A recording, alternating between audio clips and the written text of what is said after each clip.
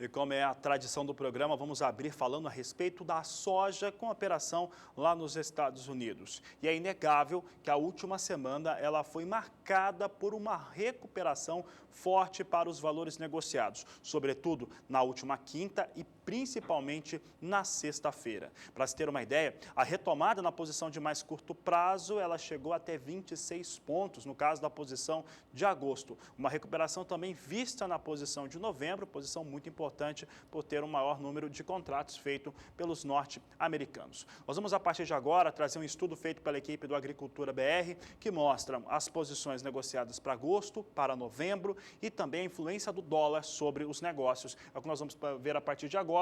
Nós temos aqui, primeiramente, negociação com soja na posição de agosto. Os números que você vê aqui são em dólares por bushel. Portanto, a sexta-feira do dia 22 de julho tinha os valores de 9 dólares 98 centes o bushel. Na segunda-feira passada, há exatamente uma semana, caía para 9 dólares e 80 centes o bushel. Então, a semana passada começou com valores realmente em queda, muito influenciados pelo fator climático. Na última terça-feira, 26, 9 dólares 91 centes o bushel. No dia 27, chegou a 10 dólares 8 centes o bushel, uma recuperação importante. Na quinta-feira, 28, veio para 10 dólares e 4 centes o bushel. E a sexta-feira teve o registro de 10 dólares 31 centes por bushel. Outro fator que nós podemos afirmar é a boa demanda sobre soja dos Estados Unidos, que além do dólar, o dólar na última semana encerrou a semana fraco em relação às principais moedas do mundo, e a demanda dos Estados Unidos sobre soja americana forte. Então foram alguns fatores que influenciaram essa abertura da semana com valores em queda até o fechamento dela em alta. Vamos acompanhar agora como foi o negócio com a soja na Bolsa de Chicago. Para outra posição importante também, a de novembro. Veja conosco na sua tela o fechamento dos últimos dias. Relembre conosco que na sexta-feira do dia 22 de julho, a posição de novembro para a soja em Chicago fechava a 9 dólares 79 centes por bushel. Ela abria a semana passada em queda. Na segunda-feira, 25, ficava a 9 dólares 65 centes e de lá adiante voltou a recuperar, encerrando a semana acima dos 10. No dia 26, fechava 9 dólares 73 centes por bushel. No dia 27, quarta-feira, 9 dólares 86 centes. Na quinta, 28, eram 9 dólares e 79 centes por bushel. E na sexta, dia 29, último dia útil de julho, a posição de novembro encerrava acima do suporte de 10 dólares por bushel a 10 dólares e 1 cente. Toda essa alta que a gente viu acontecendo na semana passada, hoje já está totalmente diferente. Exatamente, e por fundamentos muito parecidos, Juliana. Isso porque caiu um pouco de chuva no final de semana, pelos mapeamentos meteorológicos, choveu em alguns estados importantes na produção nos Estados Unidos, produção de soja, e a expectativa é que o relatório que será apresentado no final do dia, acompanhamento de lavouras, ele reflita uma melhora nas condições das lavouras norte-americanas. Soja hoje, mais uma vez, desabava, tinha posição perdendo até 20 centes de dólar. Vamos conferir se nós temos aqui soja em Chicago. Temos sim, apenas a posição de agosto mantém o suporte de 10 dólares o bushel, 10 dólares 4 centes o bushel, queda de 2,71% neste momento, recuo na posição de setembro de 2,86%, 9 dólares 90 centes o bushel, novembro, queda de 3,14%, aí perde muito. Observe que as posições estão perdendo em centes de dólar mais de 28 centes. Quem perde menos aqui perde 28 centes, a posição de mais curto prazo, as demais perdendo mais de 30 centes de dólar, queda forte no dia. Novembro, que hoje já chegou a testar 10 dólares o bushel, neste momento é negociado a 9 dólares 72 centes o bushel, perde 31 centes, enquanto que janeiro do próximo ano recua 30 centavos de dólar e 30,75 centavos e é negociado com queda de 3,06% a 9 dólares 72 centes mais 25 por bushel. Bom, temos aqui então uma outra condição. Essa condição em relação à soja nos Estados Unidos reflete expectativas climáticas para o dia de hoje. E tem o dólar. Nós falávamos a respeito do dólar, que foi o fator de influência máxima, principalmente na sexta-feira. Isso acontece porque o dólar enfraqueceu na última sexta-feira. Quando nós consideramos o dólar comparado às principais moedas do mundo, ele ficou mais fraco. Ficou mais fraco por conta inclusive um dos destaques da última sexta-feira aqui na Agricultura BR, que os Estados Unidos cresceram menos do que esperavam no último trimestre. De acordo com o que foi apresentado, o cenário econômico dos Estados Unidos teve um aumento, uma melhora de 1,2%, melhorou então o seu desempenho econômico, só que o mercado aguardava 2,6%. Então isso traz uma situação de que o mercado não aguarda uma mudança de juros nos Estados Unidos a curto prazo. Então o dólar caía no mundo todo e com isso favorecia a soja. Vamos ver agora como é que ficou então a situação do dólar, no dólar index, que é um comparativo frente às 5 principais moedas do mundo. Nós temos aqui no dia 25 de julho, nós tínhamos o valor de pontuação de 97,33 pontos. No dia 26, terça-feira, 97,17. No dia 27, chegava a 97,4. No dia 28, 96,72. E aí observe como ele caiu na quinta e caiu muito mais na sexta-feira. Veio para 95,49. O dólar tinha uma pequena reação no mundo há poucos minutos. Ele, nesse 1º de agosto, vinha para 95,70, mas praticamente em linha com o encerramento de sexta-feira. Portanto, o que influencia a soja neste momento não é dólar, é realmente o mercado do tempo, o mercado do clima. Bom, e essa queda do dólar que a gente viu acontecendo na última semana, no finzinho da semana, frente a principais moedas pelo mundo, é claro, refletiu aqui no Brasil também. Dólar comercial caía com força na última sexta-feira, diante dessa notícia de que a economia dos Estados Unidos não cresceu tanto quanto esperado no último trimestre. O mercado enxerga esta informação como que se os juros por lá não fossem crescer mais e, com isso, a moeda norte-americana caía. Vamos acompanhar, então, como foi a semana passada para o dólar comercial negociado aqui no Brasil. Veja que na segunda-feira do dia 25, o dólar fechava a R$ 3,29. Na terça, 26, vinha para R$ 3,27, mantendo o mesmo valor na quarta, R$ 3,27. Quinta-feira, dia 28, voltava a subir, quase alcançando os R$ 3,30 mais uma vez. Fechava o dia R$ 3,29, mas na sexta despencou, veja só, caía para R$ 3,24, retomando o valor mais baixo desde o dia 1º de julho. Hoje, mais cedo, como o Fabiano comentava, o dólar voltava a se recuperar frente a algumas moedas e frente ao real também. Agora há pouco vinha 3,26. Vamos dar uma olhadinha então como estão os negócios deste momento. Dólar comercial sobe sim, sobe pouco mais de 0,5% agora e vem negociado no Brasil a R$ 3,26 mais 3. Até o fim dessa edição você confere com a gente mais uma vez como que se comporta o dólar aqui no Brasil. Bom, e nós falávamos a respeito de que o fator máximo, o mais importante em relação aos negócios com soja nos Estados Unidos, realmente era o clima por lá. E mais uma vez, como aconteceu na semana passada, choveu durante o final de semana, há pouco chovia também nos principais estados produtores norte-americanos, e isso vem influenciando os negócios no dia de hoje, porque muita gente no mercado espera que o relatório de acompanhamento de lavouras, que será apresentado hoje às 17 horas no horário de Brasília, e que você confere os dados na nossa terceira edição, ele deva já trazer informações que reflitam essa situação de chuva. Mas a verdade é que por lá continua muito calor, continua muito quente e chove. Tem pancadas de chuva em vários estados, mas não é nenhuma chuva muito forte, determinante, capaz de mudar os cenários. Nadiara Pereira agora traz informações a respeito de como é que fica o clima e como é que está a situação por lá nos Estados Unidos. Boa tarde, Nadiara. Olá, boa tarde a todos que nos assistem. Esta semana começou com instabilidades, ganhando força sobre os Estados Unidos e voltou a chover em algumas áreas importantes produtoras de soja, como em Kansas, Missouri e também em Iowa. A gente, inclusive, pode acompanhar aqui nas últimas imagens de satélite nuvens carregadas sobre partes do cinturão produtor de grãos. E ao longo desta semana são esperados novos episódios de chuva, só que também aumento do calor. Ao longo desta semana são esperados volumes de 5 a 15 milímetros sobre o cinturão produtor de grãos, mas a temperatura máxima pode chegar até mesmo a 39 graus em alguns estados produtores. Então, essa alta temperatura traz estresse térmico térmico para as plantas.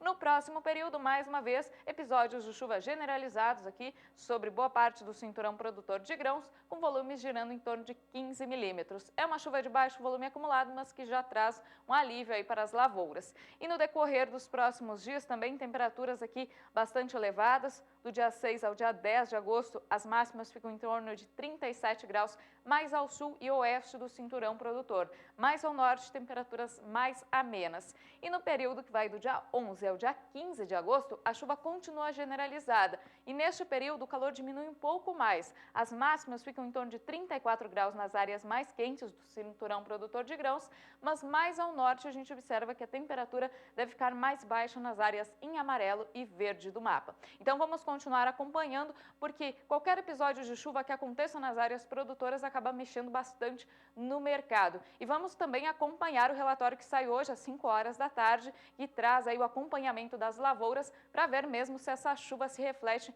em melhores condições das lavouras de soja nos Estados Unidos. Daqui a pouco eu volto com mais informações do tempo. Até já!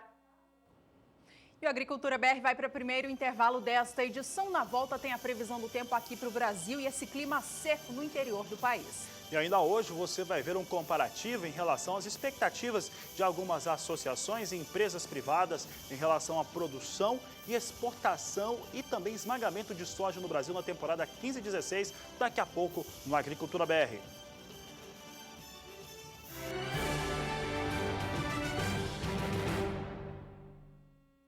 Estamos de volta com a Agricultura BR ao vivo nesta segunda-feira para todo o Brasil. Não se esqueça que você pode entrar em contato conosco enquanto o programa estiver ao vivo no ar através do aplicativo WhatsApp. Nosso número vai aparecer aí na tela, 67996562266. Mande o seu pedido de previsão do tempo, informações que queira saber sobre o mercado e também compartilhe fotos e vídeos da sua produção. A gente espera o seu contato. Por aqui é hora de falar sobre previsão do tempo no Brasil e sobre esse clima seco que predomina no interior do país. Em Mato Grosso do Sul, o clima é tão seco que o solo já apresenta déficit hídrico e o número de queimadas cresce a cada dia, em especial nas regiões norte e oeste do estado. A Nadiara volta a participar do programa agora para trazer em destaque como deve ficar o clima nos próximos dias e se deve chover em Mato Grosso do Sul em breve. Nadiara. Sobre o estado de Mato Grosso do Sul, por enquanto, situação de tempo mais seco e quente durante esta semana, o que deve fazer com que a umidade do solo caia ainda mais, em grande parte, principalmente do centro e norte do estado, onde já há um maior déficit de umidade. A gente observa aqui índices que variam de 20% até 10%, especialmente nas áreas em laranja e vermelho do mapa. E nestas áreas tem aumentado o risco de queimadas, principalmente por causa do solo seco e também as pastagens, que têm ficado mais secas nestas áreas. O número de queimadas já é 10% maior em relação ao ano passado. Por enquanto, apesar do aumento das queimadas em relação a 2015, o estado de Mato Grosso do Sul ainda não é o que tem o maior número de queimadas. Os que lideram o ranking nacional são Mato Grosso e também Tocantins. O tempo mais úmido tem deixado o solo mais encharcado aqui sobre o sul de Mato Grosso do Sul, porque as frentes frias que têm chegado à região sul do Brasil têm provocado alguns episódios de chuva de forma bem isolada e fraca, mas que já garantem melhores condições de umidade nas áreas que fazem fronteira com o Paraguai. Agora, para os próximos dias, a expectativa é de tempo bastante seco. Até o dia 5 de agosto não tem previsão de chuva em Mato Grosso do Sul. As madrugadas seguem um pouco mais frias, principalmente aqui no sul do estado, com mínimas em torno de 15 graus, mas à tarde vai esquentar bastante. As temperaturas máximas devem ultrapassar 30 graus em quase todas as regiões e podem chegar até 38 aqui no extremo oeste sul mato-grossense.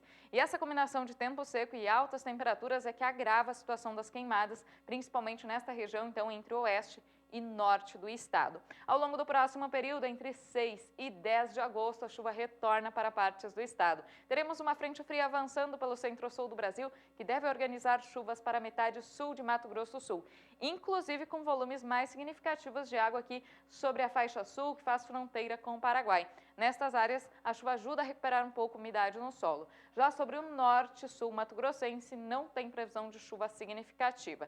E durante o próximo período, entre 11 e 15 de agosto, são esperados novos episódios de chuva, que devem aliviar um pouco a secura do solo e também o calorão sobre algumas áreas principalmente do centro-sul do estado. Mas entre o extremo oeste e norte, por enquanto, não há expectativa de mudança e o tempo vai continuar mais seco nesses próximos 15 dias. Daqui a pouco eu volto com mais informações do tempo. Até já! E o Agricultura BR destaca agora informações a respeito do mercado internacional do milho. E quando eu falo de milho, eu também tenho que falar, inevitavelmente, do maior produtor do mundo, o maior exportador e também o maior estoque acessível do mundo. Claro que a China tem um estoque até maior que o dos Estados Unidos, mas é para uso interno. Então, os Estados Unidos pode-se dizer que é o banco de dados ou a reserva internacional de milho está toda lá. E lá, tudo é influenciado por conta, no caso no milho, pelos negócios com o mercado do petróleo. Eu lembro que os norte-americanos produzem etanol à base de milho, mais de 1/3 de toda a produção dos Estados Unidos, e aí eu posso estimar 1/3 dessa produção em 140 milhões, 143 milhões de toneladas utilizadas para produzir etanol. E qual que é a relação com o petróleo? Quando o petróleo recua, como acontece hoje, por exemplo, a posição de curto prazo, de mais curto prazo, de setembro, vem sendo negociada há poucos minutos a $40,70 de dólar o barril. Isso na Bolsa de Nova York, na NYMEX, vem sendo negociado o tipo WTI. E com isso, um recuo de 90 centes de dólar, 2,78% de queda, era o que nós tínhamos há poucos minutos em relação ao petróleo negociado nos Estados Unidos. Se o petróleo cai, ele acaba influenciando negativamente os negócios com o milho, que pressionado recua. O milho tem um outro fator. Assim como se cai alguma chuva nos Estados Unidos, no meio oeste norte-americano, e isso impacta nos preços negociados em Chicago para a soja, impacta também em relação aos milhos. Então, no caso do milho, dois fatores principais. Primeiro, alguma chuva que caiu no final de semana e a expectativa para o relatório de acompanhamento de lavouras que será apresentado hoje às 17 horas e que você acompanha ao vivo na terceira edição. O outro fator, claro, é o petróleo recuando na Bolsa de Nova York. Vamos ver então como é que vem o milho. Vem em queda, já adianto que está perdendo. Milho perde agora 1,79% neste momento para a posição de setembro a $3,28 mais 50 o bushel. Dezembro, queda de 1,82, a queda agora aumentou. Você observa que o mercado está ao vivo, então veio com recuo novo aqui. 1,82% de queda para dezembro a $3,36 mais 50 o bushel. Março, recua 1,70%, $3,45 o bushel. Maio de 2017 vem com recuo de $3,51 mais 50, perde 1,60% do valor se comparado ao último fechamento da sexta-feira. Cotações do milho. Oferecimento Santa Helena Sementes. Alta qualidade em sementes de milho e sorgo.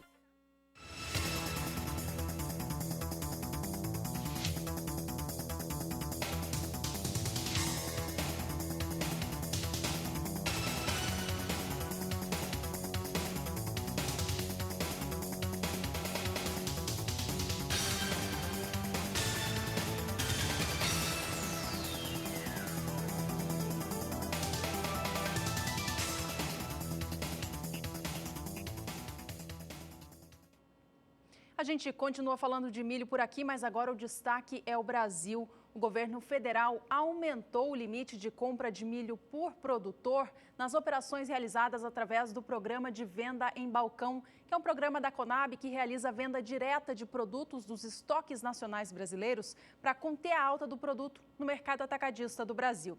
Essa medida, que aumenta o limite por produtor, foi publicada na última sexta-feira no Diário Oficial da União e visa atender aqueles criadores de aves e suínos de porte menor, de pequeno porte, que estão se deparando agora com essa alta tão grande para os valores do cereal no mercado físico brasileiro. O limite por beneficiário, por comprador desse milho dos estoques públicos nacionais, aumentou em todas as regiões do Brasil, mas em volume diferente, dependendo da região. Vamos acompanhar. Veja comigo na sua tela a mudança em relação a esse volume de compras por beneficiário.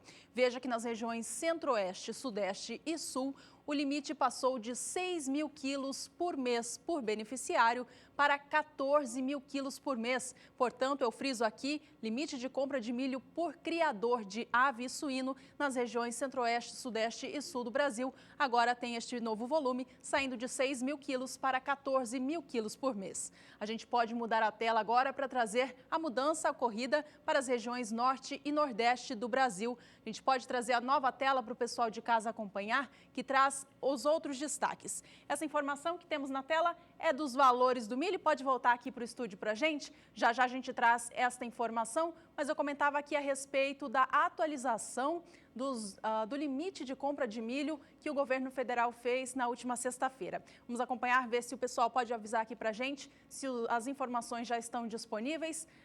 Ainda não? Então tá jóia. Eu posso passar aqui para vocês. Então a gente vê que Centro-Oeste, Sudeste e também região Sul do país teve volume alterado de 6 mil para 14 mil quilos por mês por beneficiário, e o volume para as regiões Norte e Nordeste alterou também, saindo de 6 mil para 10 mil quilos por mês. Fabiano.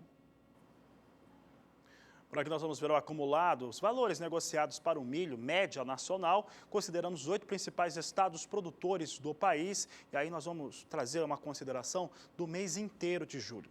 O que chama atenção em relação ao último mês é que em todos os estados produtores, em especial a partir do dia 10, do dia 11, a recuperação para os valores do milho foi essencial. Inclusive é um movimento de alta. E chama mais atenção ainda que nós vivemos um momento histórico, porque o preço subir em momento de colheita é algo que não se acontece, que normalmente não acontece, você não vai ver por aí em todos os anos uma situação como essa. Então, em plena colheita, o milho teve alta de valores. Por que que teve? Confirmação cada vez maior, uma convicção cada vez maior, mais intensa em relação a uma quebra muito forte sobre a safra brasileira de milho na segunda safra. Vamos ver agora a média nacional, portanto, consideram os 8 estados principais produtores do país. Ela considera a mínima e a máxima, um cálculo simples e diário que você acompanha aqui no Agricultura BR. Então, ele traz aqui entre os dias 1º de julho e 1º de agosto uma alta de 12,7%. Olha que interessante,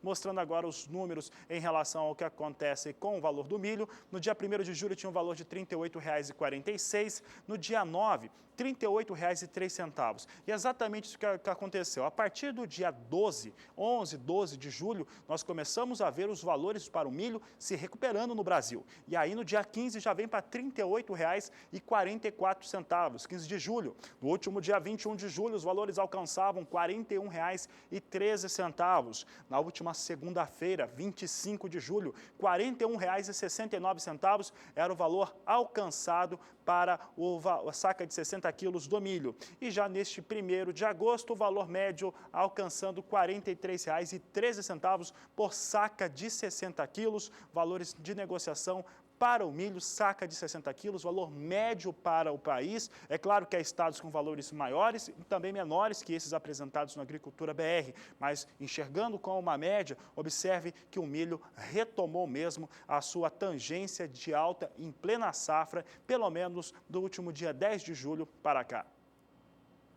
E essa alta para o milho não acontece só no mercado físico, não. A gente tem visto o mercado futuro do grão também operar em alta ao longo de todo esse ano de 2016. Mesmo agora com a colheita avançando, os valores vêm em alta. Na semana passada, a gente até chegou a ver o milho recuar um pouquinho na BMF Bovespa, mas esse recuo não retirava todo aquele valor elevado que a gente tem visto de R$ 47, R$ 48 a saca de 60 quilos. Vamos acompanhar os negócios de hoje, então, para ver como que o milho opera nesta segunda-feira, dia 1º de agosto. Veja que o cereal opera com alta na Bolsa Paulista. Posição de setembro, a de mais curto prazo, tem 2.860 contratos negociados, com a saca valendo R$ 47,81. Essa posição sobe 1,04% em relação ao fechamento anterior.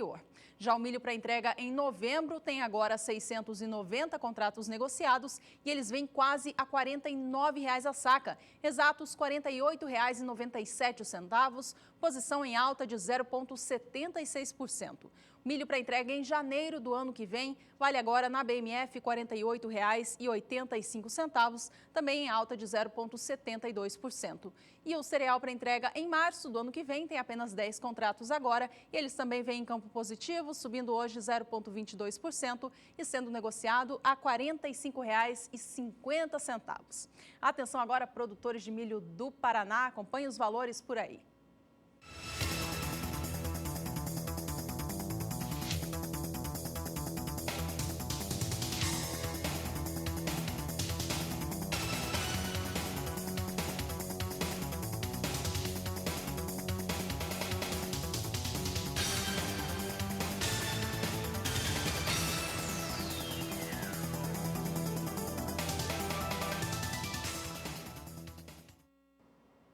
E o estado de Mato Grosso, o maior produtor de grãos do país, é aquele que detém também o maior percentual de propriedades rurais integradas ao CAR. É o que nós vamos conferir agora na reportagem de Valdir Pacheco. Mato Grosso é referência para o país em relação ao Cadastro Ambiental Rural CAR, com um número de 93.306 inscrições até o início da semana passada. Conforme a base de cálculo estadual, esse número corresponde a uma área de 61,5 milhões de hectares e representa aproximadamente 83,7% da área cadastrável no estado. Produtores de Mato Grosso estão conscientes da importância de produzir preservando, como é o caso do produtor rural Leonir Gato.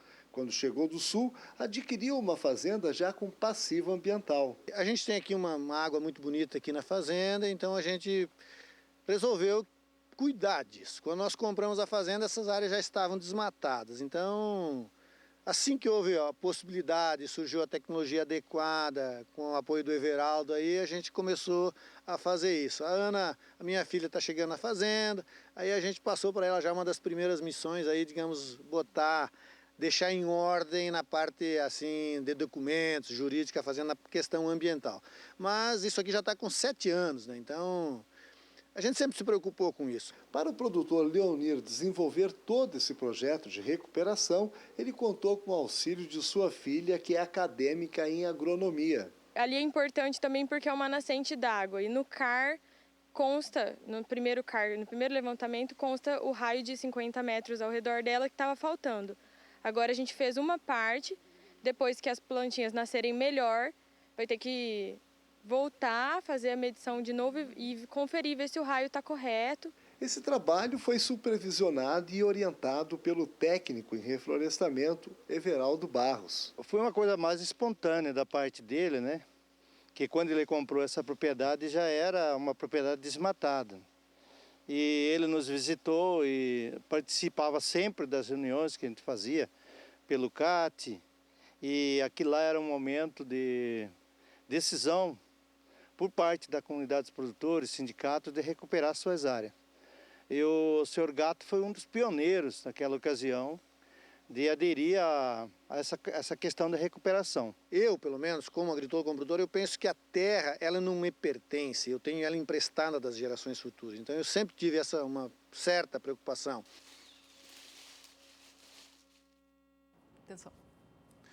Tá aí as informações do estado do Mato Grosso e fica muito claro que os estados que têm tradição de propriedades maiores, ou seja, acima de 4 módulos fiscais, como acontece no centro-oeste brasileiro, tem uma tendência a concluir o cadastro ambiental rural mais rápido, enquanto que estados como Rio Grande do Sul, Paraná, São Paulo, onde as propriedades com até 4 módulos fiscais são mais comuns, aí a situação fica um pouco mais complicada e é mais difícil a chegar a índices maiores, como a gente vê no Mato Grosso do Sul, Goiás também. E olha, se você quer participar do programa, mandar fotos, vídeos, perguntas aqui para a nossa edição da Agricultura BR, é muito simples. Você pode entrar em contato conosco através do nosso blog, através do e-mail, através do Twitter, Facebook, claro, WhatsApp, o número está na tela, 679-9656-2266. E a gente vai para mais um rápido intervalo. Fique com a gente, na volta tem informações sobre o andamento das lavouras de trigo no Rio Grande do Sul e também no estado do Paraná e os valores para o cereal e também para o arroz na região sul do Brasil. Não saia daí, nós voltamos já já.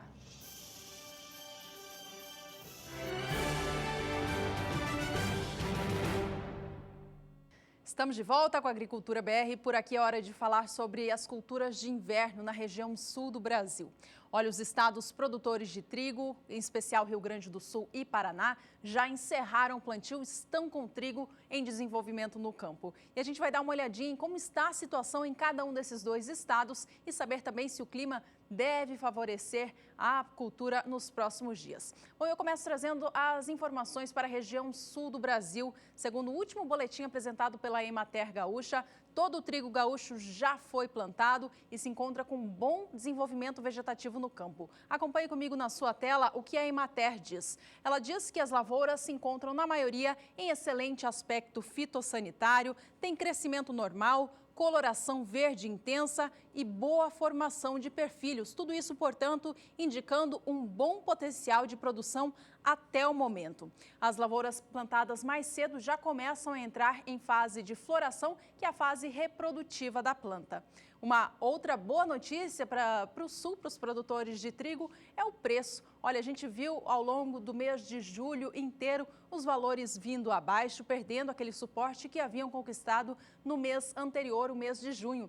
Mas o último dia útil de julho, sexta-feira passada, dia 29, foi um dia de alta expressiva. O valor da tonelada do cereal subiu mais de 4% em apenas um dia, de acordo com o indicador do CPEA, recuperando boa parte da perda acumulada em julho. Vamos acompanhar na tela agora, então. Veja comigo esta informação na tela. Veja que o preço da tonelada do trigo brando saiu de R$ 801,42 na quinta, dia 28, e explodiu na sexta-feira, fechando o dia e o mês de agosto a R$ 835,04. No acumulado do mês de julho, o valor, como eu comentava há pouco, caiu bastante em relação ao fechamento do mês anterior, mas com essa alta expressiva da última sexta, acabou encerrando o mês com leve queda de 0,5% em relação ao fechamento de junho, já que fechava o mês passado na casa dos R$ 840.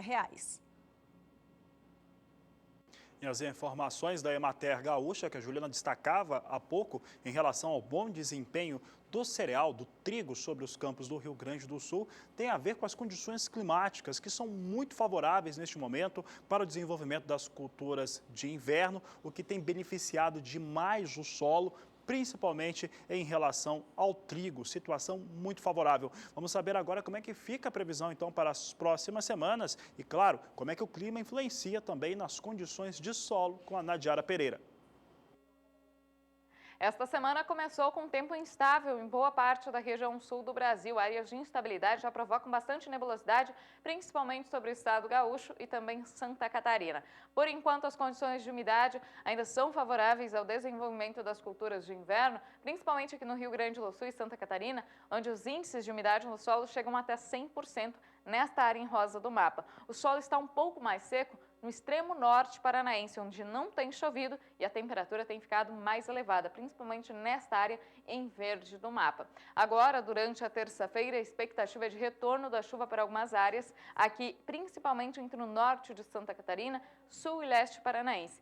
Por enquanto, será uma chuva de baixo volume acumulado. Entre Rio Grande do Sul e sul de Santa Catarina, tempo mais nublado, mas sem chuvas no decorrer da terça-feira, e tempo ensolarado aqui entre o oeste e norte paranaense. As temperaturas vão continuar mais elevadas, até ultrapassando os 30 graus entre o noroeste e norte do estado do Paraná. Por isso que nestas áreas a umidade do solo continua em declínio. Já entre Rio Grande do Sul e Santa Catarina, as temperaturas ficam bem mais amenas, o que também ajuda a manter a umidade no solo. No decorrer desses próximos 5 dias, vai voltar a chover aqui sobre boa parte do Rio Grande do Sul, principalmente na região da Campanha, são esperados maiores volumes de água. Entre Santa Catarina e Paraná ocorrem alguns episódios de chuva, mas são pancadas bem isoladas e com baixos acumulados que não ajudam na recuperação da umidade do solo. Sobre boa parte do Paraná, o tempo seco até favorece, principalmente as atividades no campo, inclusive a colheita do milho, que já ultrapassou 60% em boa parte das áreas produtoras. No próximo período, a chuva volta a se espalhar de forma mais abrangente. Deve chover nos 3 estados da região e as áreas mais atingidas devem receber pelo menos 30 milímetros. Então, é uma chuva que vai favorecer o aumento da umidade no solo e mantém as condições favoráveis para o desenvolvimento das culturas de inverno, como é o caso do trigo. Daqui a pouco eu volto com mais informações do tempo. Até já! E o trigo que foi plantado no Paraná, assim como no Rio Grande do Sul, também se encontra em ótima condição. Vamos acompanhar na tela agora qual que é a situação para a safra paranaense de trigo, porque os números são positivos. Veja comigo. A área de cultivo na atual temporada, ela até foi reduzida, mas a produção deve ser maior por conta de uma produtividade bem mais elevada. Veja comigo que a área de cultivo na atual safra 15/16, de acordo com o Departamento de Economia Rural do Estado, é de 1.095.000 hectares. A área reduziu em 19% em relação à safra passada. Essa queda aconteceu devido à menor crença dos produtores em relação às condições climáticas que tanto prejudicaram a safra na temporada anterior. A produção, pelo que você vê na tela, deve crescer, mesmo assim, 2% em relação à safra passada. Deve alcançar 3.347.000 toneladas. E isso acontece porque a produtividade recuperou. Produtividade esperada está em 50,91 sacas por hectare, 25% acima do rendimento médio anotado na temporada passada.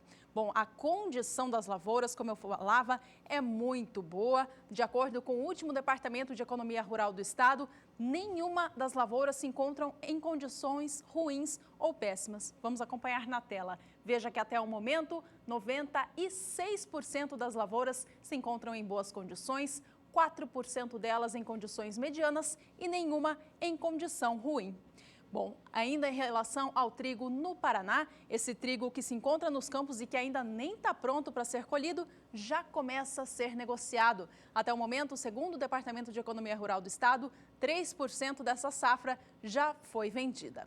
Bom, para a gente encerrar o assunto Paraná, vamos acompanhar os preços por lá então, porque o mês de julho foi de uma certa estabilidade, mas ainda assim fechando em patamares altíssimos, acima de R$ 900 a tonelada. Veja comigo na sua tela o indicador do CPEA para o trigo pão ou melhorador no estado paranaense. O mês fechou a R$ 902,98 por tonelada, mostrando alta em relação ao fechamento do mês anterior, já que junho encerrava a R$ 900, portanto, manteve esse patamar e ainda acumulando novas valorizações, fechando, portanto, o mês em campo positivo.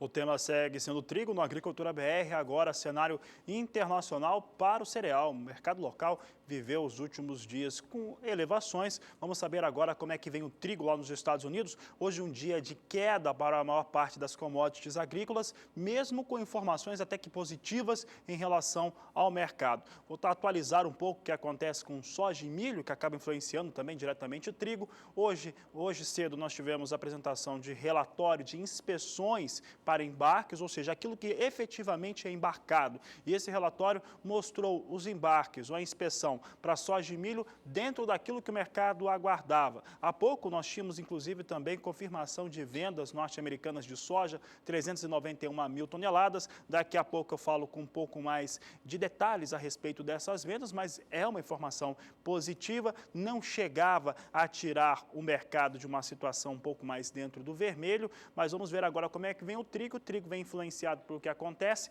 e nós temos aqui a posição de setembro com alta de 1,22% a $4,12 o bushel. Dezembro também ganha 0,80%, $4,39 mais 25 o bushel, enquanto que março do próximo ano tem elevação de 0,81% a $4,64 o bushel. Trigo, portanto, vem elevação nesta segunda-feira na Bolsa Norte-Americana.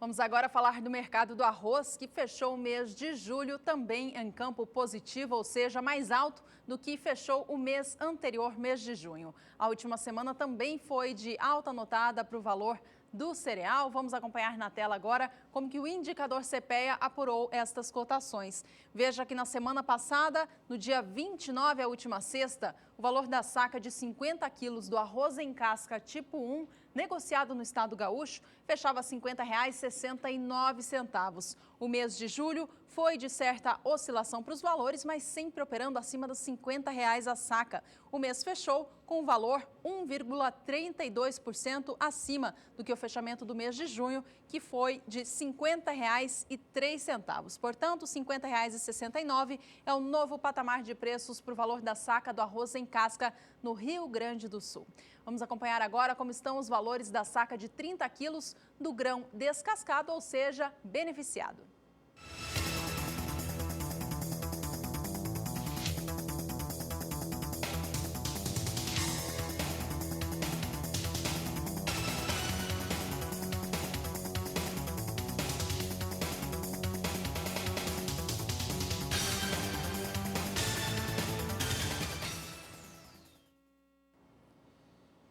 O próximo bloco traz em destaque o mercado do café aqui no Brasil e no cenário internacional.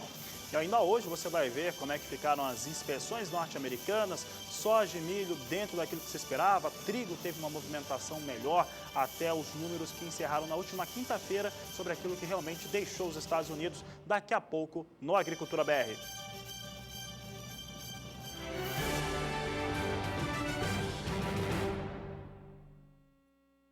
Agricultura BR de volta, por aqui é hora de falar do café e a gente começa trazendo em destaque o cenário nacional. A colheita do café arábica segue acontecendo pelos estados produtores do Brasil e os valores vieram oscilando muito ao longo do mês passado, mês de julho, diante da expectativa de uma safra menor do que o esperado, causada por fortes chuvas no fim da época do desenvolvimento nas lavouras em importantes regiões produtoras que derrubaram grãos de café no chão. O mercado reagia, passava dos R$ 500 pela saca do café arábica. No mês de julho, portanto, houve essa oscilação constante e o mês acabou fechando com valores mais baixos do que o mês anterior. Vamos acompanhar na tela agora como que foi o fechamento da última semana e do mês de julho como um todo. A semana encerrava com o preço da saca de 60 quilos do café arábica tipo 6, classificação bebida dura para melhor, a R$ 494,19. No dia, a alta foi de 0,96%, foi o segundo dia seguido de alta mais expressiva, ajudando a recuperar um pouquinho as perdas acumuladas ao longo do mês de julho, que eu lembro aqui mais uma vez, foi de oscilação forte. Ainda assim, apesar desse esforço do mercado em levantar o preço no fim da última semana, o indicador do café arábica em São Paulo fechou o mês mais baixo do que o mês anterior. A queda foi de 1,24%, já que junho encerrava com o valor da saca acima dos R$ 500. Fabiano. Por aqui o assunto segue sendo café arábica negociado no Brasil e também em Nova York. No caso, na Bolsa de Nova York, no mercado futuro, nós temos uma situação para o café sendo negociado com queda. Vem sentindo bastante a pressão em relação ao câmbio. O câmbio tem pressionado um pouco o café negociado na Bolsa de Nova York. Nós tínhamos negócios em ligeira queda na abertura das posições no dia de hoje. Vamos saber se esse recuo continua na plataforma Ice Filters. Nós temos recuo, sim. Isso aqui era esperado. Nós temos aqui setembro com queda de 1,57%, negociado a $1,43 mais 90 por libra-peso. Posição de dezembro também recuando 1,57%. Aqui a posição é negociada a $1,47 mais 15 por libra-peso. Situação de momento para o café arábica negociado em Nova York. Aqui são os números de referência internacional. Março do próximo ano vem com recuo de 1,08%. $1,50 mais 75 a libra-peso, também a situação de momento, enquanto que maio do próximo ano, 1,10% de queda. Assim vem os negócios com o café arábica negociado na Bolsa de Nova York, $1,52 por libra-peso. Hoje dia de recuo para a posição, vem sentindo também um pouco do fator dólar influenciando diretamente nos negócios. Isso acontecia também no final da última semana, na sexta-feira, só que de maneira positiva. Vamos saber agora como é que vem as posições negociadas com o café no mercado futuro na Bolsa de São Paulo. Normalmente acompanha o que acontece em Nova York. Nós temos aqui posições em queda, quedas menos bruscas que nós vimos em Nova York, mas praticamente contratos muito poucos agora agora para Nova York, para São Paulo. Setembro, 630 contratos em São Paulo a $173,30 por saca de 60 quilos, o que representa recuo de 0,23% se comparado ao fechamento da última sexta-feira. Dezembro, apenas 400 contratos, $175,65 por saca, queda de 1,32%, queda na Bolsa de São Paulo, mas ainda com poucos negócios nesta segunda-feira.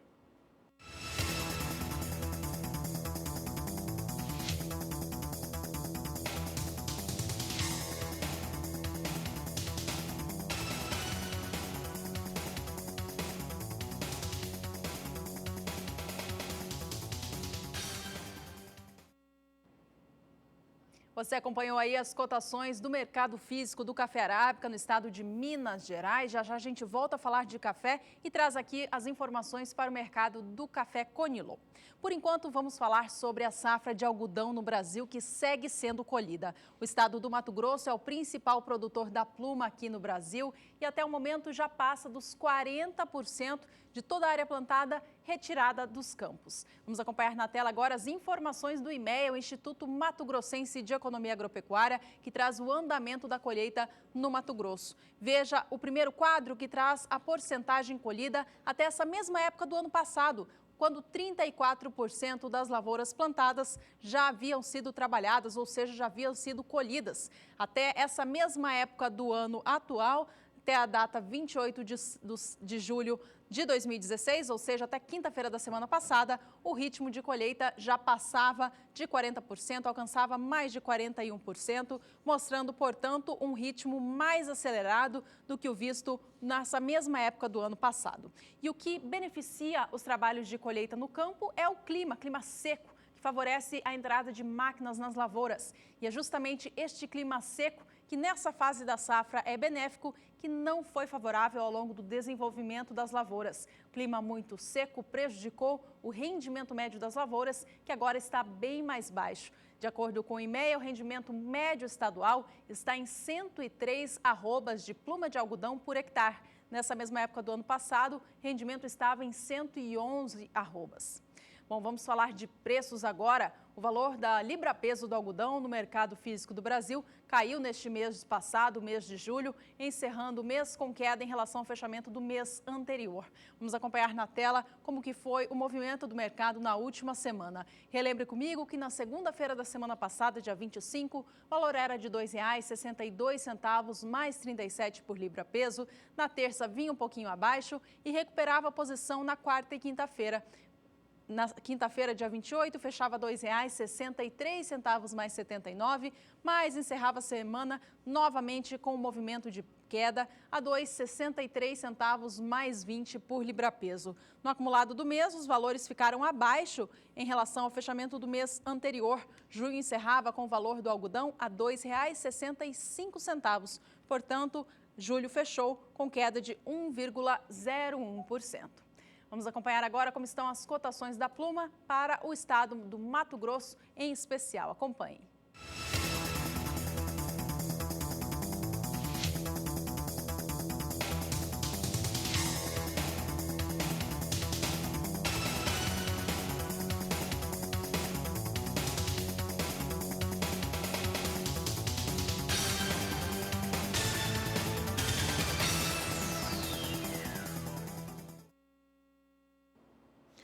E olha, durante um evento chamado Comitê Consultivo Agrícola que aconteceu em Washington, foi firmado realmente o acordo entre Brasil e Estados Unidos para que o Brasil possa exportar carne bovina in natura para aquele país que é um grande consumidor. Hoje, às 15 horas, no horário de Brasília, no Palácio do Planalto, o presidente Michel Temer, o ministro da Agricultura, Blairo Maggi, e também representantes da Embaixada Norte-Americana vão falar oficialmente sobre a questão aqui no Brasil. esses detalhes em relação à exportação de carne bovina in natura, e esse é um fator importante para conquistas de mercados como o norte-americano, que é grande consumidor, ele vai acontecer num sistema chamado pré-listing. Ou melhor dizendo, vamos trazer para o português logo, é uma pré-lista. O que significa? De acordo com o Ministério da Agricultura, tanto o Ministério da Agricultura do Brasil quanto o Departamento de Agricultura dos Estados Unidos poderão fazer indicação das plantas de indústrias frigoríficas do Brasil que podem se habilitar a fazer o processo de exportação para os norte-americanos. Entretanto, só vão exportar de fato aquelas que atenderem todas as condições em relação àquilo que foi solicitado pelos norte-americanos. A expectativa é que em 90 dias realmente comecem esses embarques para os Estados Unidos. Então, para falar sobre este tema, que aliás vai se concluir, hoje às 15 horas é um evento oficial aqui no Brasil, o negócio já está acertado, então não tem mudança nesse fator. Nós vamos ver hoje no quadro Agroações como é que está a movimentação com os valores das ações das 3 principais indústrias frigoríficas do Brasil, Marfrig, JBS e também Minerva. Lembrando que hoje também, pelos nossos contatos com os pecuaristas em todo o Brasil, ambas estão fazendo uma grande pressão em relação a preço pago pelo boi gordo, pressão da indústria frigorífica, especialmente hoje, tentando colocar o preço um pouco mais para baixo, mas negócios estão travados. Pouca gente fazendo negócio porque os preços estão muito baixos, abaixo daquilo que era esperado. Então, no quadro Agroações, vamos começar pelo JBS, mostrando o que acontece com as ações desta empresa. JBS S3, que recentemente fechou uma unidade, uma planta frigorífica no interior do estado de São Paulo, vem sendo negociada a R$ 10,81 por ação, agora R$ 10,80, queda de 0,91% se comparado à última semana. Hoje é uma checagem a respeito de como que está sendo trabalhada as ações das 3 principais indústrias. Então, JBS, sigla JBSS3, hoje negociada com queda de 0,90%. Dando continuidade, nós temos mais 2 indústrias frigoríficas para verificar como é que vem os valores das ações negociadas. Pessoal, quando puder, coloca na tela, que a gente vai trazendo aqui o que acontece com cada uma das ações dessas empresas e saber se esse evento oficial aqui no Brasil chega a trazer alguma influência para o mercado. Eu lembro mais uma vez que já foi acertado, foi assinado em Washington um acordo entre Brasil e Estados Unidos. Isso garante que o Brasil passe a exportar ou possivelmente exporta carne bovina in natura para aquele país. Hoje nós temos uma condição diferente, o mercado interno brasileiro vem vivendo uma pressão um pouco maior da indústria frigorífica, a pecuarista está muito mais hábil em relação à sua negociação, vem segurando os valores negociados, então com isso, se o preço não está adequado, pouca gente vende. Vamos mais aqui, mais uma planta, nós temos aqui a Minerva Foods, sobre a sigla BIF3, ela vem com alta, 1,66% de alta, a R$ 9,76 neste momento. As ações do frigorífico Minerva vêm com alta, portanto, vem sendo negociado durante todo o dia, hoje a R$ 9,75, abriu com valores de R$ 9,60, já chega a R$ 9,75, vem ganhando bem, 1,75% de alta para o frigorífico Minerva. É uma das indústrias que podem realmente ser beneficiadas com essa abertura do mercado nos Estados Unidos. Eu lembro que no caso da JBS, por exemplo, eles têm plantas nos Estados Unidos, então com isso já atendem o mercado norte-americano. Empresa global já atende mercado norte-americano. Agora, para a Marfrig e para a Minerva pode ser uma situação diferente. Dando sequência aqui, nós temos mais uma empresa para destacar, falta a Marfrig aqui para nós. Marfrig negociada sobre a sigla MRFG. Nós temos negócios com a Marfrig hoje, temos sim, então, vem com queda de 0,17%, caiu de 5,73 para 5,67 nesta segunda-feira. A abertura de mercados vem muito próxima à estabilidade em relação à última semana. Essa informação do evento oficial aqui no Brasil não chega a trazer muitas mudanças para o mercado, mas traz uma abertura diferente em relação àquilo que essas indústrias frigoríficas vão precisar captar para colocar produtos no mercado norte-americano, em especial Minerva e Marfrig.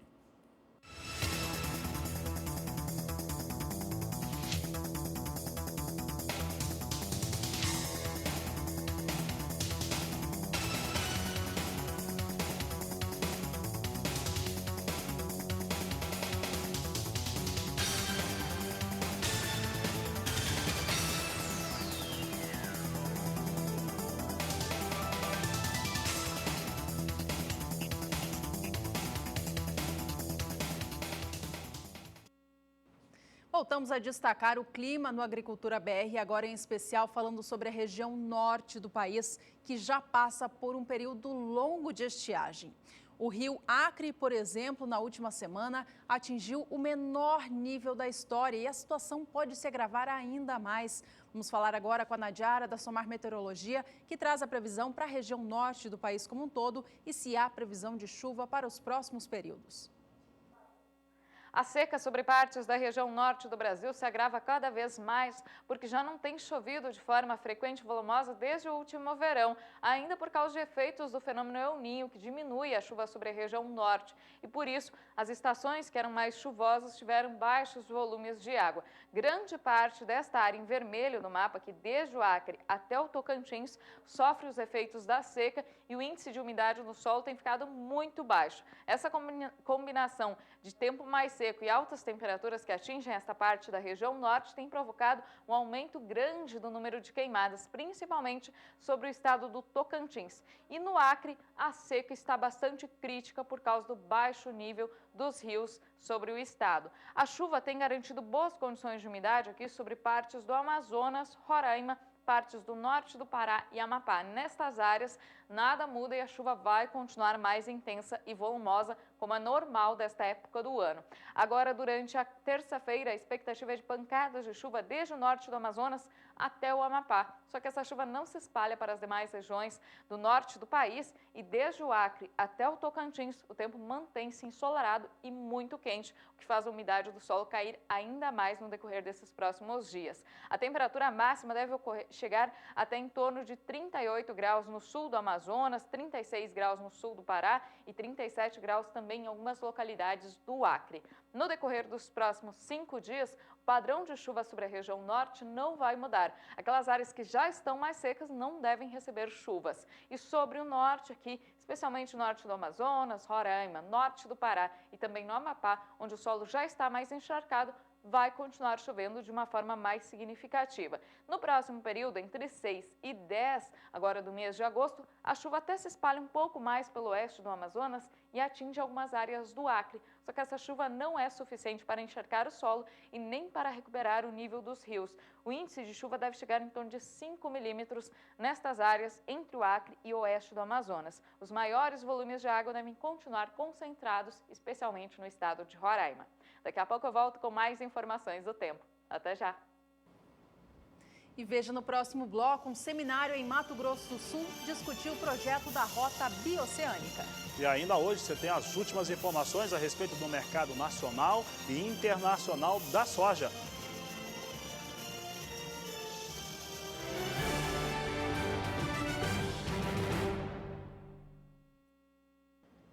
O Brasil está em vias de discussão com o Paraguai, a Argentina e o Chile para construir uma via de acesso terrestre que ligue o Oceano Atlântico até os portos do Oceano Pacífico, no Chile. O projeto é chamado de Rota Bioceânica e visa aumentar a competitividade do setor agropecuário por meio de um trajeto mais curto para fazer o escoamento da produção. Atualmente, os produtos brasileiros precisam seguir ao litoral para serem exportados. Quando precisam chegar ao continente asiático, por exemplo, precisam dar a volta na América do Sul e levam até 14 dias para completar a rota. Se o projeto sair do papel, o trajeto terá distância de 1.800 quilômetros, que devem ser percorridos, segundo o governo, em 3 dias por caminhão de um ponto a outro.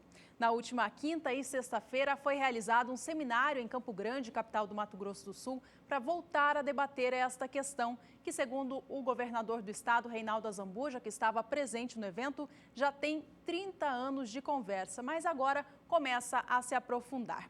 O primeiro passo para a realização deste projeto, a Rota Bioceânica, é a construção de uma ponte entre o município de Porto Murtinho, em Mato Grosso do Sul, até o Paraguai. Para esta obra, o governo federal já teria destinado o valor de 60 milhões de reais. Bom, e por aqui o Agricultura BR volta a trazer em destaque o café. Você que já viu os valores no mercado brasileiro para o café arábica e também mercado futuro em Nova York e também no Brasil.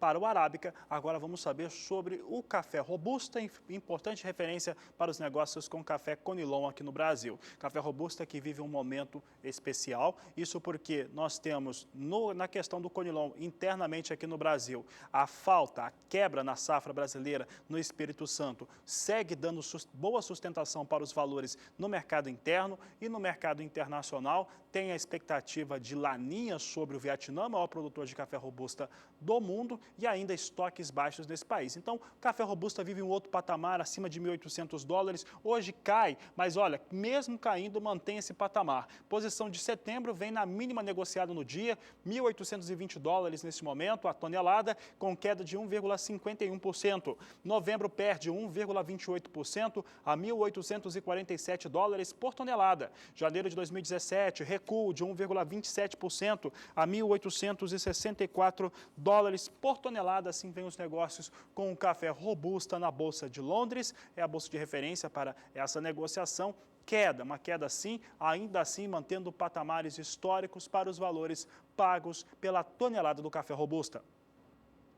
No mercado físico do Brasil, o preço do café Conilon também está em patamares recorde. E essa alta acontece por conta de mais uma quebra de safra que a gente teve esse ano no estado capixaba, principal estado produtor da variedade aqui no Brasil. De acordo com o indicador do CPEA, o mês de julho encerrou com o valor da saca acima de R$ 420. Vamos acompanhar na tela o movimento do mercado nos últimos dias. Relembre comigo que a última semana começava no dia 25, segunda-feira, com o valor da saca de 60 quilos do café Conilon tipo 6, peneira 13 e acima, a R$ 414,93. Manteve o seu movimento de alta, que foi registrado ao longo de todo o mês de julho, fechando o mês, portanto, a R$ 420,84. No acumulado de julho, a alta chegou a 5,41%, já que encerrava junho também com alta, mas a R$ 399. Portanto, novo patamar de preços alcançado para o café Conilon aqui no Brasil está no maior valor da história.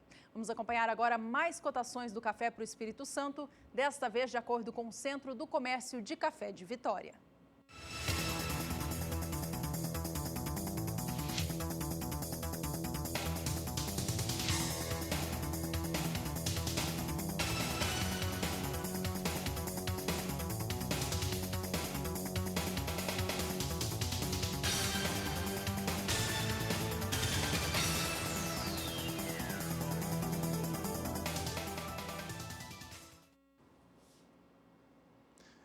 E o feijão, o grande destaque agora do Agricultura BR, principalmente o cultivo do feijão em segunda safra, que tem sido uma ótima opção para muitos produtores, em especial no estado do Mato Grosso. É o que nós vamos conferir agora na reportagem.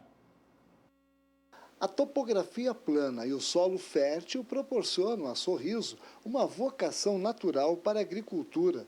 E uma atividade que vem crescendo na capital nacional do agronegócio é o cultivo de feijão irrigado por pivô, que permite aplicar de maneira precisa a quantidade necessária de água e fertilizante, principalmente nesse período de clima seco. O agrônomo Edson Pina presta serviço de consultoria para a maioria dos produtores na região do Médio Norte do estado e conhece bem as variedades cultivadas e os problemas enfrentados na região. O assunto do nosso dia de campo hoje foi manejo das áreas irrigadas, o sistema de produção das áreas irrigadas, né? A gente falando aí de como o agricultor conseguiria manter um ambiente mais saudável para a cultura de feijão, fazendo rotações com as culturas, milho, arroz, algodão e colocando plantas de cobertura como crotalária, milheto, braquiária, né, para manter a vida do solo mais saudável por mais tempo. Nesse dia de campo, técnicos e produtores estão buscando informações sobre novas variedades existentes no mercado,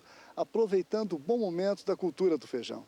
Temos no campo aqui diversas variedades que a Embrapa tem já desenvolvidas e o que ela vai lançar ainda, trazendo aqui para os produtores do Mato Grosso para eles conhecerem novas alternativas, materiais resistentes a nematóide, resistentes a fusário.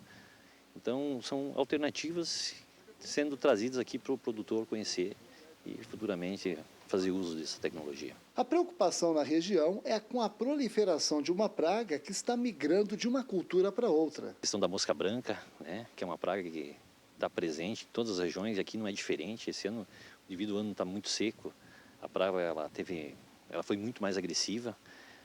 Perdemos muito feijão na safrinha, por causa de falta de chuva, teve abandonos de lavouras, a praga se procriou muito mais e refletiu em várias áreas irrigadas esse ano.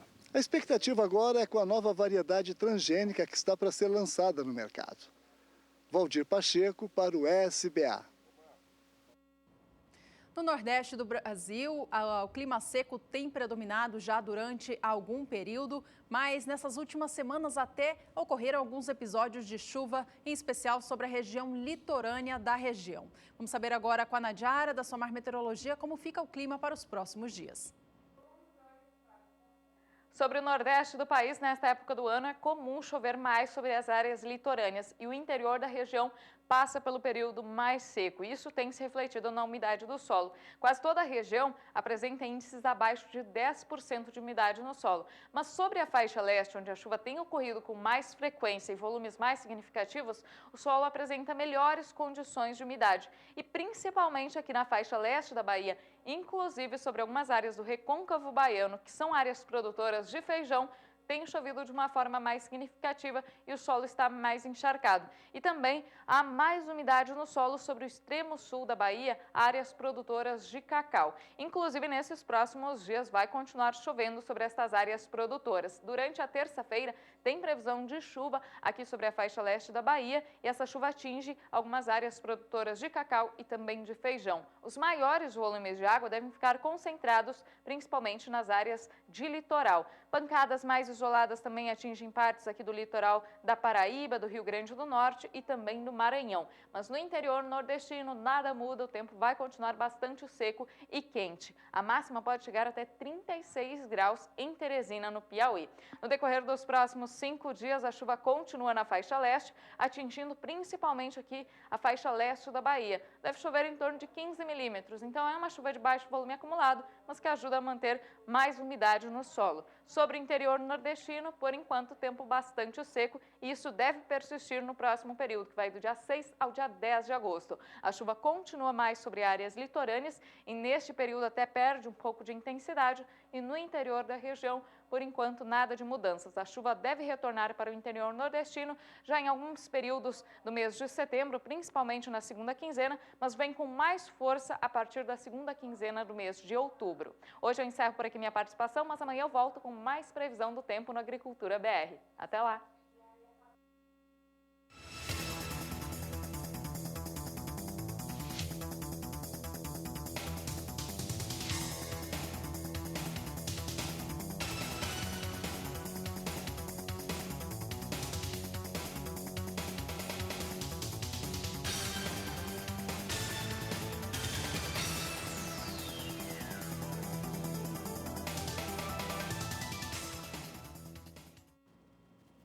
A Agricultura BR, segunda edição, está quase chegando ao fim, mas a gente traz aqui mais destaques sobre a safra de soja no Brasil, trazendo informações sobre a safra atual 15-16 e também previsões para a próxima 16-17. Na semana passada, você acompanhou aqui no Agricultura BR que duas importantes empresas, consultorias ligadas ao agronegócio do Brasil, apresentaram as suas projeções para a futura safra de soja aqui no Brasil. Vamos relembrar todos esses números então agora.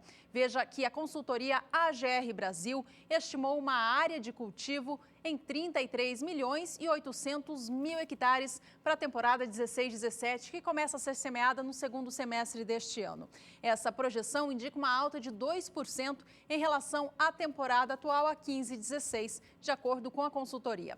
Já o segundo quadro traz a estimativa da consultoria Safras e Mercado, que projeta uma área de 33 milhões 480 mil hectares. Segundo eles, a área também deve aumentar em relação à safra atual, mas essa ampliação deve ser menor, de apenas 0,9%. Ambas as consultorias explicam que esse aumento, esse crescimento em relação à área cultivada com soja no Brasil deve ser limitado, ou seja, não deve ser muito expressivo, devido ao maior interesse dos produtores em cultivar o milho, já que está apresentando uma boa rentabilidade aqui no Brasil. Os preços estão em alta, seguem subindo, conforme você acompanha sempre aqui conosco no Agricultura BR.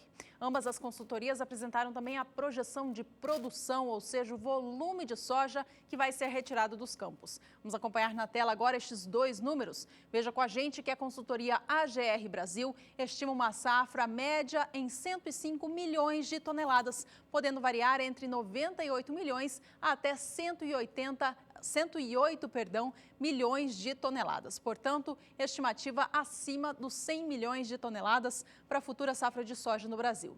A consultoria Safras e Mercado também projeta uma safra na ordem de 3 dígitos em cerca de 103 milhões e 300 mil toneladas de soja. Portanto, previsões para a futura safra de soja do Brasil, você também já começa a acompanhar com a gente aqui no Agricultura BR. Bom, e dados sobre a atual temporada 15/16 também foram atualizados, não é isso, Fabiano? Exatamente, Juliana. Vamos saber agora de como é que fica, então, a projeção, principalmente por uma instituição que é muito interessada em relação à soja no Brasil. É importante lembrar que interesse a respeito de abastecimento de produtos que são relevantes para abastecimento interno ou para exportação precisam ser vistos com uma atenção maior, com uma crítica maior, tanto por parte do produtor, quanto também por parte de quem faz parte da cadeia produtiva e acaba levando essa informação aos produtores rurais de todo o país. Nós vamos mostrar agora a visão da Associação Brasileira da Indústria de Óleos Vegetais e comparar em relação aos dados últimos da Conab e também do Departamento de Agricultura norte-americano. Então, essa tabela traz os dados que foram divulgados pelo USDA e também pela Conab no começo do mês de julho, são os últimos levantamentos de safra da Conab e do Departamento de Agricultura americano e da Biov, que foi divulgado na última sexta-feira. Observe aqui nos mapas de produção, há um comparativo muito interessante. Observe que o Departamento de Agricultura dos Estados Unidos aponta para uma produção de 96 milhões e 500 mil toneladas, consumo de 40 milhões e 700 mil, exportação de 57 milhões e 200 mil toneladas de soja. Conab, 95 milhões e 570 mil toneladas, consumo 42 milhões e 500 mil, exportação um pouco menor do que o departamento americano aponta, em 54 milhões e 250 mil toneladas. Chama atenção agora a Biov, Associação Brasileira da Indústria de Óleos Vegetais, 96 milhões e 600 mil toneladas de produção, consumo de 40 milhões e 700 mil toneladas e uma exportação bem menor, 53 milhões de toneladas. Agora eu vou convidar o telespectador para prestar atenção um pouco melhor agora nesses dados apresentados no comparativo com o que a Biov apresentou. Observe que a Biov coloca uma produção praticamente idêntica ao Departamento de Agricultura norte-americano. Os americanos apontam que o Brasil produza na 15/16 96 milhões e 500 mil toneladas, a Biov 96 milhões e 600 mil toneladas. Consumo idêntico, 40 milhões e 700 mil toneladas. Enquanto que para a exportação, a Biov dá uma pressão negativa bem mais forte, aponta para 53 milhões de toneladas, bem abaixo do que os americanos apontam para o Brasil, 57 milhões e 200 mil toneladas, e mais de 1 milhão de toneladas abaixo do que a Conab espera, 1 milhão e 250 mil toneladas. Observe, essa associação aqui, a Associação Brasileira da Indústria de Óleos Vegetais, precisa dessa soja dentro do território nacional para conseguir fazer o seu trabalho, que é a indústria de esmagamento. Com isso, há uma queda de braço muito forte com as corretoras e também com as tradings que operam no Brasil, que trabalham para exportar soja. E é exatamente a Biov que joga a exportação brasileira num patamar bem mais baixo do que as outras instituições aqui, tanto a Nacional Conab quanto o Departamento de Agricultura norte-americano.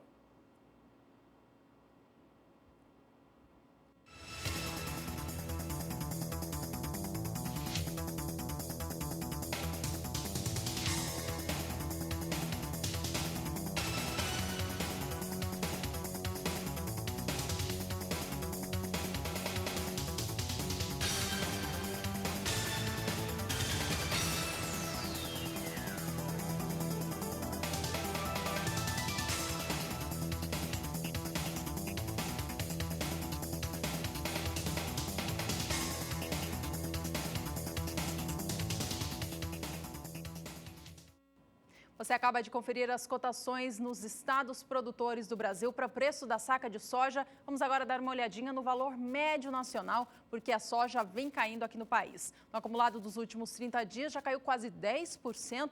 Vamos acompanhar na tela esse movimento do mercado. Relembre conosco que no dia 1º de julho, o valor médio da saca era de R$ 84,40, de acordo com a agência Rural Business. O valor vinha abaixo no dia 6 de julho para a marca dos R$ 80, permanecia neste patamar até o dia 11, recuando ainda mais em meados do mês. No dia 17 já fechava R$ 79,15, no dia 22 eram R$ 75,82 e na data de hoje, por volta das 10 horas pelo horário de Brasília, os valores recuperavam um pouquinho essa perda, estavam negociados a R$ 76,35.